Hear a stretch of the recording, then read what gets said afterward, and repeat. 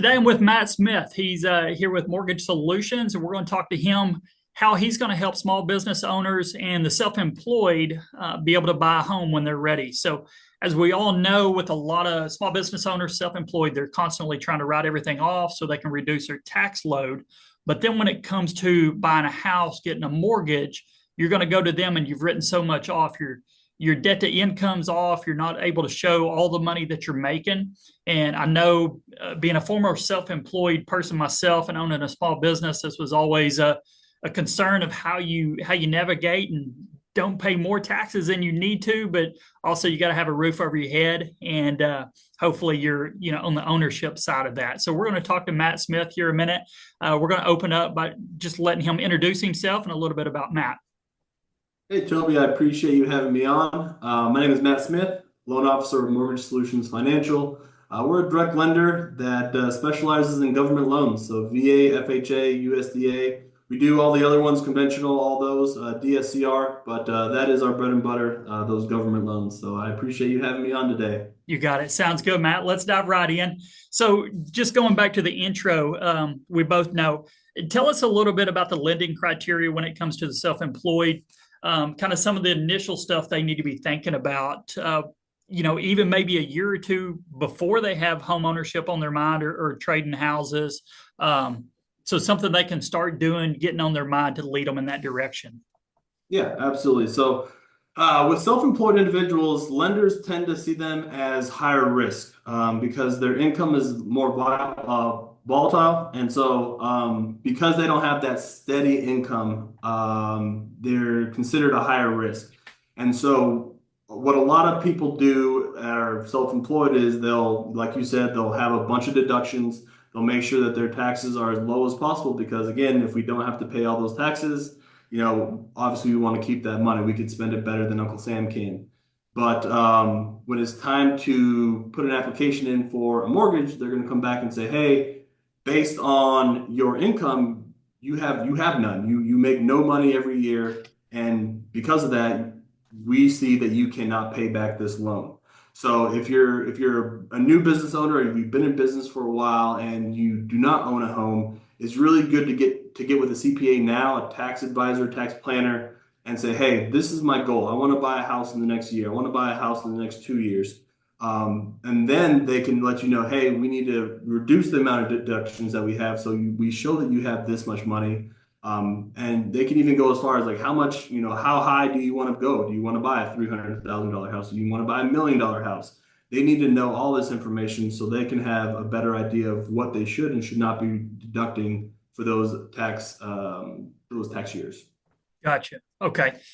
Always better have a plan going into it instead of waiting until the last minute and figuring you drive by, you see a house you want, and you're like, well, let's go ahead and get pre-approved, and Yeah, you yeah, figure it that's out then. exactly yeah. That's the big thing. If you get out of order, you can fall in love with something that you can't afford, and then you get discouraged, and you say the system's out to get me. And which again, it's unfortunate that self-employed individuals don't get viewed the same as W-2, but the stability is there. W-2 for the most part, they have that floor. The ceiling might not be as high. Hmm. But the stability is what those lenders are looking for, and they need to make sure that loan is going to get paid back. Yeah. Consistency.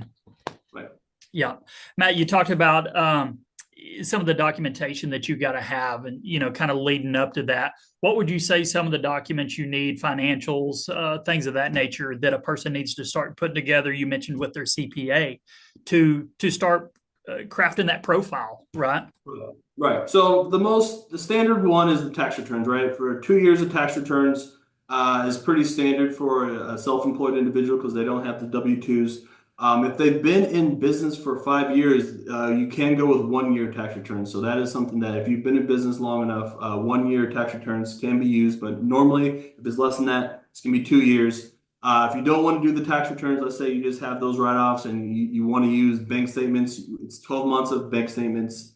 There's another one, profit and loss statement. So you can get with your accountant, get that 12 months of profit and loss statement. We can go off that. And so those are the different ways that they can, prove their income, and we can validate that with those different documents. Okay. So you can still get just based off bank your bank statement. Those are That's still correct. available. Yeah. Yep. Okay. So they'll Um, show, money in and out. We're able to identify now those are normally a higher interest rate. For the most part, it's going to be a higher down payment, 15 to 20%. That's going to be based on credit score. So those are, there's going to be pros and cons with both as far as, what the lenders are going to offer you based on what documents you're going to turn in. okay. And you mentioned credit score there, and that kind of leads me into my next question. We all know the better credit score you get, the better rates you're going to get. But is there anything else besides credit score that a person can do in that year or two leading up to that point that's going to make them a better risk? Maybe get that interest rate down as low as they can get it. What can they start putting together the game plan during this time to make them really look good when they go to a lender? Yeah, and it's not just the interest rate that's going to help them with the higher credit score. It's also going to be the down payment. The higher the down payment, the potential the lower down payment that they're going to require. So it's not just the interest rate, but it's really paying your bills on time, having that credit history. As far as the income goes, we want to see a history of income, but it's also on the other side. We want to see a history of you paying your bills on time and that you're financially savvy enough to not get yourself in a bunch of debt, potentially you have to go to collections. And so that history of being responsible, paying anything you have, and really, if you can, keeping your debt as low as possible. They don't want to see your debt really over 30%, to be honest Okay. with you. Now they can go up between 43, 50% DTI. But the lower that is, the lower risk you are. And so that is something that they definitely want to make sure that their debt is as low as possible, and when it's time, their income potentially as high as possible. Yeah. And that even furthermore, when you have that 30% debt to income ratio, if you start creeping over that, the more documentation they're going to be looking for, the more hoops you're going to be jumping through. That's So the that's lower you can keep that, the smoother that transaction goes. Yep, yep, yep. That's absolutely right. Because if you're a risk, they're going to make you go through more hoops to make sure that that loan is going to be paid back. Otherwise, they're just going to straight deny you if you're not willing to do that. Yeah. Get that paperwork in. Yes, sir. Same way on insurance, we deal with the same thing. They're giving their best rates to the people that have the best risks. So Right. the more stuff Right. they're doing on their end to prevent stuff, the better the premiums are coming back. So kind of in the same facet there. Yep. So up front, And Matt, be you mentioned responsible. yes. So up front, you mentioned several different from conventionals, VAs, different types of mortgages. Can you kind of hit on those briefly? Kind of what person falls under certain ones? What makes one better than another one for certain individuals? Well, so FHA, that's government backed. And so those individuals that might not have the best credit, they might not have the full down payment. FHA is usually good for them. If they have a 580 credit score, they can get qualified for 3.5% down. So that's what, FHA is good for those that might not have great credit. Conventional, those are the ones that have great credit, great DTI. They've done everything they're supposed to do correctly. They have that 20% or, it could be less, but that's the I guess the ideal borrower. It's just harder for some people to qualify for those because of the higher credit score requirements. Mhm. Again, there's a VA, so if you're active duty veteran, obviously that's a great program for you guys to get in with 100% LTV, so you're not bringing anything to the table as far as down payment, and that's fantastic for those people that qualify. And then USDA, the rural properties that aren't necessarily for everyone, but they are out there. Agricultural type settings, That's right. acreage. Right. Right. Gotcha. Sounds good. A couple of last things I want to touch on here is the application process. So let's say somebody's got this in mind. Kind of when do they start talking to a person like you, Matt? At that point, what does this process look like?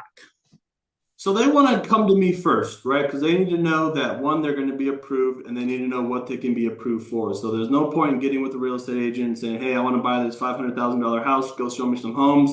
You guys go out, spend hours looking at homes, come back, and you only qualify for 250, right? And so, or you don't qualify for all because you have zero income and because you've written everything off. So come to me first when you just have the thought like, "Hey, I want to buy a home." even if it's a year out, to know that, hey, you have all these blemishes on your credit. You need to pay off these accounts first. It might take you some time to do that. Now you have a game plan that will get you to where you need to be in the next year or so.